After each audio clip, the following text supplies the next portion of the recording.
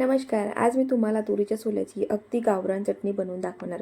अगदी तव्यावरची झणझणीत चटणी पटदेशी बनते, बनवायला सोपी, तेवढीच खाण्यासाठी अगदी छान. जेवणासोबत भाजी म्हणून खा किंवा भाजीसोबत तोंडी लावण्यासाठी खाऊ शकता. त्याचबरोबर मुलांच्या डब्यामध्ये सुद्धा देऊ शकता. तर चला मग विदर्भातील स्पेशल झणझणीत ठेचा कसा तयार करायचा तर ते बघूयात. त्यासाठी हा व्हिडिओ तुम्ही शेवटपर्यंत पूर्ण बघा. तर तुरीच्या दाण्याचा झणझणीत असा ठेचा बनवायचा असेल तर त्यासाठी सुरुवातीला आपल्याला तुरीच्या हिरव्या छान शेंगा आणायच्या, त्या सोलून घ्यायच्या, त्याचे छान असे दाणे करून घ्यायचे. तर याला आम्ही सोले असे म्हणतो. तर आता हे दाणे आपल्याला मस्त खमंग असे भाजून घ्यायचे. तर तव्यावरती आपण ही चटणी तर बनवून घेत आहोत, तर तव्यावरती आपण हे दाणे मस्त असे भाजायला घालणार आहोत. तर दाणे भाजत असताना तुम्ही असेच भाजू शकता किंवा त्याचबरोबर त्यावरती थोडंसं तेल घालायचं, म्हणजे हे दाणे मस्त पटदेशी भाजतात. तर दाणे भाजत असताना अगदी मध्यम गॅसवरती छान खमंग भाजायचे. भाजत असताना ह्या दाण्यामधला आतला जो भाग शिजला जाईल इथपर्यंत भाजून घ्यायचे, म्हणजे ही चटणी ना अगदी अजिबात कच्ची लागत नाही, खाण्यासाठी अगदी छान लागते. त्यामुळे दाणे भाजत असताना अगदी वरच्यावर भाजू नका, छान खमंग होईपर्यंत भाजून घ्या.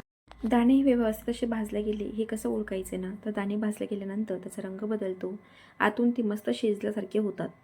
तर बघा अगदी छान खमंग असे दाणे ते भाजून झालेले आहेत. तर आता भाजलेले दाणे आपण आता एका प्लेटमध्ये काढून घेणार.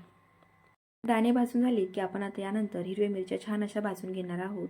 आज अगदी गावरान पद्धतीने आपल्याला ही चटणी बनवायची. गावरान पद्धतीने बनवायला गेला तर त्यामध्ये झणझणीत येण्यासाठी आपण हिरव्या मिरच्याचा वापर भरपूर प्रमाणामध्ये करतो. अगदी झणझणीत अशी हिरवी मिरची यामध्ये घालायची, म्हणजे चटणीची टेस्ट अगदी छान लागते. त्या आता सोल्याच्या चटणीमध्ये हिरवी मिरची तुम्ही तसंच न घालता छान खमंग अशी भाजून घातली ना की चटणीची टेस्ट अजून वाढते. त्याचबरोबर हिरवी मिरची आपण तशी जर खाल्ली तर ती खूप जास्त आग मारते, पण अशा प्रकारे भाजून जर खाल्ली ना तर ती खूप जास्त तिखटसुद्धा लागत नाही आणि खायला अगदी छान लागते. तर बघा मस्त खमंग अशा आपण हिरव्या मिरच्या छान भाजून घेतल्या. आता भाजलेल्या मिरच्यासुद्धा आपल्याला प्लेटमध्ये काढून घ्यायच्या. त्यानंतर आपल्याला इथे एक मिक्सरचं जार घ्यायचं, शक्यतो छोट्या जाईचं जार घ्या. त्यामध्ये भाजलेल्या मिरच्या आणि मस्त गावरान लसूण त्यामध्ये घालायचा. त्याचबरोबर त्यामध्ये छान हिरवीगार कोथिंबीर घालायची. आता आपल्याला यामध्ये चवीनुसार मीठसुद्धा घालायचं. तर आता आपल्याला काय करायचं, सुरुवातीला हे एवढंच एकदा फिरवून घ्यायचं.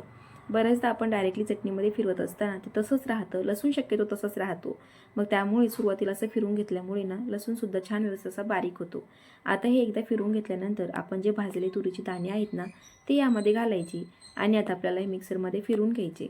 मिक्सरमध्ये फिरवत असताना नॉब आपल्याला मागे पुढे करत अशा प्रकारे फिरवून घ्यायचं, म्हणजे ही चटणी अगदी छान अशी तयार होते. खूप जास्त बारीक करायची नाही, अगदी थोडीशी जाडसर अशी ठेवायची. ज्या प्रकारे ठेचा असतो ना त्याच प्रकारे चटणीचं ठेवायची, म्हणजे ही खायला अगदी छान लागते. तर बघा अगदी पटदेशी तयार होणारी आपली झणझणीत अशी चटणी तर तयार झाली. खायला ही खूप छान लागते. तुम्ही फक्त चपातीसोबत जरी खाल्ली ना तरी खूप छान लागते बरं का. एकदा तरी या हिवाळ्यामध्ये किंवा ह्या मोसमामध्ये ना ही चटणी एकदा करून बघा, चपातीसोबत खाऊन बघा. खात असताना ना ह्या चटणीवरती थोडंसं कच्चं तेल घालायचं, अगदी छान लागते. त्यामुळे एकदा नक्कीच ही रेसिपी ट्राय करून बघा. सहज सोपी अशी आहे. तुम्ही लहान मुलांच्या डब्यामध्ये सुद्धा ही चटणी थोडीशी कमी तिखट करून दिली ना तरी ते आवडीने खातील, एवढी छान लागते. अगदी भाजीचा कंटाळा आलाय ना तर त्यावेळेला सुद्धा तुम्ही फक्त ही चटणी जरी बनवली ना तरीसुद्धा ही खायला खूप छान लागते. त्यामुळे एकदा नक्कीच ट्राय करा आणि ट्राय केल्यानंतर मला कमेंट करून नक्की कळवा. तर कशी वाटली मग गावरान पद्धतीची सोल्याची चटणी? आवडली असेलच तर प्लीज माझ्या चॅनलला लाईक, शेअर आणि सबस्क्राईब करायला अजिबात विसरू नका. त्याचबरोबर बेल आयकॉनला सुद्धा प्रेस करा, जेणेकरून तुम्हाला माझ्या चॅनलचे नोटिफिकेशन मिळून जातील. आणि हो, ही चटणी नक्की ट्राय करून बघा. आणि व्हिडिओ पाहण्यासाठी धन्यवाद.